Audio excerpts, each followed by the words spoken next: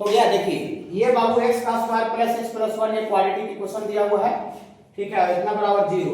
और ये इसका वैल्यू पूछ रहा है x प्लस 1 बाई x का पावर 4 प्लस x का square plus 1 by x square का पावर 4। ऐसे करते करते फिर 2 है, फिर पावर 4 है, और ऐसे करते करते कहां तक जा रहा है बाबू, x का पावर 25। मतलब आपको जो क्वाड्रेटिक दिया है उसका हमको x का वैल्यू निकालना है। ये बहुत रनिंग प्रॉब्लम होता है बाबू, ये जेईई में 2026 का एग्जाम में आपको आया हुआ है। तो यहाँ से बाबू हम लोग x निकालेंगे तो इसका रूट्स याद भी रहता है, ठीक है, हाँ याद रहता है, लेकिन हम यहाँ थोड़ा सा निकाल के बता देते हैं, कुछ बच्चे नए भी हैं।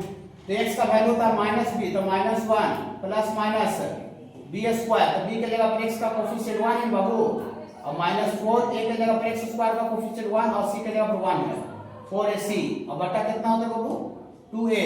तो यहाँ से x का वैल्यू आपको आ रहा है बाबू -1 प्लस माइनस ये 1 में से 4 देगा बाबू तो -3 का रूट, तो -3 का रूट को बच्चा वैसे लिख सकता है -1 का रूट और 3 का रूट। तो -1 का रूट को बाबू हम लोग इमेजिनरी यूनिट आयोटा बोलते हैं, ठीक है, बताया गया बाबू आयोटा।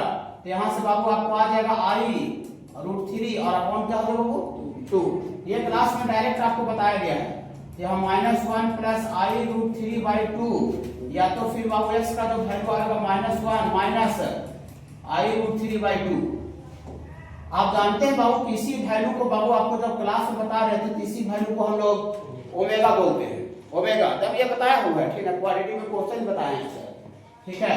और ये बाबू क्या होता है बाबू, ये ओमेगा का स्क्वायर होता है, माने x का वैल्यू ओमेगा आ रहा है या ओमेगा का स्क्वायर आ रहा है, ठीक है। तो आप दोनों में से कोई भी वैल्यू यहाँ पर आप रख सकते हैं, आपके मन पर है, रिजल्ट दोनों से सेम आएगा। ओके, तो हम ओमेगा ही रखते हैं, ठीक है बाबू। ऊपर जो निकालना है हम पुट करते हैं x बराबर omega, omega in first term में, आगे पहला टर्म में हम आगे ओमेगा डालते हैं, तो ओमेगा डालेंगे तो यहाँ से डालिए, तो ये रुक जाइए, एक और रिजल्ट का यूज होगा, ठीक है। ये तो ओमेगा और ओमेगा स्क्वायर आ गया, तो कहीं भी ओमेगा से रिलेटेड प्रॉब्लम आता है तो आपको हम दो को बात लिखवाए थे, 1 plus omega square equal to 0 होता है, याद होगा थोड़ा थोड़ा, और ओमेगा क्यूब का वैल्यू 1 होता है, ये प्रूफ किया गया था, अभी उसका आवश्यकता है नहीं।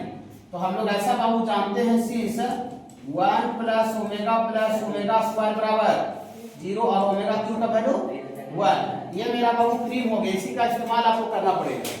अब यहाँ से देखिए पहला टर्म से वैल्यू रखिए फर्स्ट टर्म, तो फर्स्ट टर्म में है बाबू x प्लस 1 बटा x का पावर 4, तो यहाँ से ओमेगा रखिए, पुट करते हैं बाबू x बराबर ओमेगा, दोनों में से कोई भी रख सकते हैं, लेकिन हम छोटा पावर वाला रख रहे हैं। यहाँ से ओमेगा प्लस 1 बटा ओमेगा का पावर 4 है बाबू, हाँ। तो देखिए इसको 1 बटा ओमेगा है और ओमेगा क्यू का वैल्यू 1 होता है, तो हम इसमें ओमेगा स्क्वायर से ऊपर नीचे मल्टीप्लाई कर देते हैं, यहाँ से 1 प्लस ओमेगा का स्क्वायर और नीचे ओमेगा क्यू हो जाएगा, ओमेगा स्क्वायर से गुणा करेंगे तो ऐसा होने से क्या फायदा हुआ, ओमेगा का क्यू का वैल्यू कितना होगा बाबू 1 हो गया, और ये 1 प्लस ओमेगा का ओमेगा प्लस ओमेगा स्क्वायर आ गया, यहाँ से लिखेंगे ओमेगा प्लस ओमेगा स्क्वायर उधर चल जाएगा तो -1 हो जाएगा, इसका वैल्यू आपको आ गया -1 का पावर 4 बराबर 1, माने पहला टर्म का वैल्यू निकाले तो कितना आ गया बाबू 1 आ गया। फिर सेकेंड टर्म का वैल्यू निकालेंगे, देखिए तो सेकेंड टर्म में यहाँ पर पुट करेंगे तो ये ओमेगा का स्क्वायर हो जाएगा और ये 1 बटा ओमेगा का स्क्वायर हो जाएगा, हाँ ठीक है, 1 बटा ओमेगा का स्क्वायर हो जाएगा। अब इसमें हम लोग ओमेगा से मल्टीप्लाई ऊपर नीचे करेंगे बाबू, तो यहाँ से ये भी ओमेगा का स्क्वायर गुना ओमेगा कितना होगा बाबू 1, और ये ओमेगा का स्क्वायर प्लस ओमेगा वहां भी आ रहा है -1, तो -1 का पावर 4 फिर से कितना आ जाएगा बाबू 1 आ जाएगा, ठीक है, हाँ ठीक है बाबू, हाँ। अब ये देखिए हम जानते हैं कि ओमेगा क्यू का वैल्यू कितना होता है 1, तो यहाँ पर डायरेक्ट हो जाएगा, ये डायरेक्ट थर्ड टर्म डायरेक्ट हो जाएगा, जब x और ओमेगा रखा है तो ओमेगा क्यू प्लस 1 बटा ओमेगा क्यू होगा क्या, हाँ। तो थर्ड टर्म कितना हो जाएगा बाबू, थर्ड टर्म हो जाएगा ओमेगा क्यू प्लस 1 बटा ओमेगा क्यू, तो ओमेगा क्यू तो डायरेक्ट 1 होता है, ये 1 प्लस 1 कितना आ जाएगा बाबू, और ये पावर 4 है तो 2 का पावर ये 4 हो जाएगा ना, तो 2 का पावर 4 16 हो जाएगा, रुक जाइएगा। ओमेगा क्यू के बाद ओमेगा का पावर 6 का वैल्यू 1 होगा, 3 का मल्टीपल वाला, ओमेगा का पावर फिर 9 का वैल्यू 1 होगा, और ओमेगा का पावर फिर 12 का वैल्यू 1 होगा, समझे, माने ई वाला पावर, ये वाला 3 वाला पावर, 6 वाला पावर, 9 वाला पावर, 12 वाला पावर, ऐसे करते करते 24 तक 25 तक आ रहा है, नहीं समझे? ओमेगा का पावर फिर 3 के बाद फिर 6 जो होगा ना 6, तो ओमेगा का पावर 6 भी कितना होगा 1। ओमेगा का कोई भी हाईएस्ट पावर आता है तो उसको ओमेगा क्यू से बाबू भागा लगाते हैं 3 से, तो रिमाइंडर जो बचता है उसका वैल्यू होता है। तो 3 6 9 12 24 इस सब का वैल्यू कितना होता चलेगा बाबू 1 + 1 2 2 का पावर 16 आएगा। तो 3 से लेकर 24 तक टोटल क्या टर्म होगा 3 से लेकर टोटल 24 तक 8 टर्म होगा 8 टर्म, माने 8 टर्म का जो वैल्यू है वो 2 का पावर 16 आएगा। बाकी सब 1 1 आ जाएगा, जैसे कि पहला टर्म निकाले 1, अगला टर्म निकाले 1, बाकी आपको x का पावर 4 वाला भी निकालिएगा 1 आएगा, x का पावर 5 वाला भी 1 आएगा।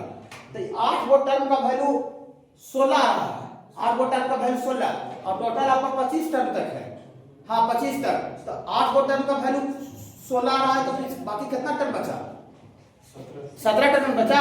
हाँ तो नेक्स्ट अदर टर्म जो बचेगा नेक्स्ट 17 टर्म, नेक्स्ट 17 टर्म का वैल्यू 1 + 1 + 1 17 तक जुटेगा। ये आपका कितना आएगा बाबू 17 टर्म तक जुटेगा तो 17 हो जाएगा। और ये आपको 16 टर्म जुटेगा, आपको सॉरी 8 टर्म जुटेगा, 1 टर्म, इसका 1 टर्म का वैल्यू आ रहा है 16, तो 8 टर्म का वैल्यू होगा 16 × 8 128।